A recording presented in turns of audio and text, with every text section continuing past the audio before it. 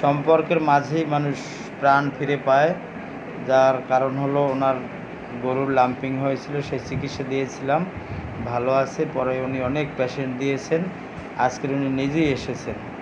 ওনার কোথায় কোথায় সমস্যা? ব্যথা আর বুকে ব্যথা। বুকে ব্যথা হয়, ওনার বুকে আঘাত লেগেছিল, উপর থেকে পড়ে গিয়ে ওনার কাতরতা নিলাম, চিলিয়ান হট উভয়। তবে হটের চেয়ে চিলিটাই বেশি, শীতটাই বেশি, তাই তো? না হটও হয়, কারেন্ট গেলেও সমস্যা হয়। সেই চিলিয়ান হট উভয় কাতর, মাইন্ড হইল হট, আপোষ নেই কোনো। এরপর ডিজায়ার হইল meat, fish, vegetable, salt, sweet. এরপর হইল মিল্ক, ডিম, ব্রেড, কোল্ড ফুড, এগুলি উনি পছন্দ করে, ঠান্ডা খাবার। এবং মিষ্টির পাগল, প্রতিনিয়তই মিষ্টি খেতে হয়। এবং আপোষ বর্তমানে খেয়ে আসছে, মিষ্টি খেলে স্বস্তি পায়। এরপরে অ্যাগ্রাভেট হলো টক। টক খান না কখনো? অ্যাগ্রাভেশন টক তেমনটা পছন্দ না, আচার টাচার খান? এরপরে হট ফুড ও সাওয়ার বিটার, এগুলি ওনার অপছন্দ। অ্যাগ্রাভেট হলো সকাল 11টায়। হ্যাঁ, এরপরে অ্যাপেটাইট, ক্ষুধা আছে, থাস মিডিয়াম, স্টুল ডিসেন্ট্রি হয় ওনার, ইউরিন হয় ইজি, বংশগত মায়ের ইচিং ও হাই প্রেশার, হার্ট প্রবলেম। এরপর ফেয়ার অফ ডার্কনেস, স্বপ্নের মধ্যে উপর থেকে পড়ে যায়।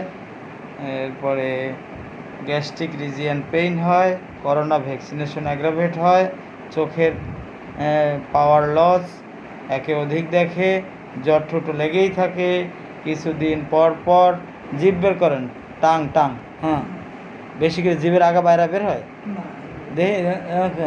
ওইটুকুই বের হয়, জিভ, মুখ দিয়ে লালা টালা তো পড়ে না। ও, আর এই তিলা বা আসলিয়াটা ফেজেটা কতদিন হয়েছে? ছোটবেলা থেকেই দেখছেন। বন্ধুরা, ওনাকে আমি হ্যাঁ নাভিগুলো ব্যথা করে, আর অপারেশন করা যাবে না, ভাতে লবণ খাওয়া যাবে না, মনে থাকবে? যদি আপনার ওষুধে যদি আমার নিষিদ্ধ থাকে তাহলে তো সেটা খাওয়া যাবে না। তাহলে কিন্তু শান্ত হবেন না, পোলাপান ধৈর্যগুলো পিড়িয়ে ঠ্যাং ভেঙে দেবেন। শান্ত করতে হলে নিজের তো সর্বাধিক সামলাতে হবে। আর পানির পিপাসা কম, আপনার পানি খাবার বাড়িয়ে দিতে হবে।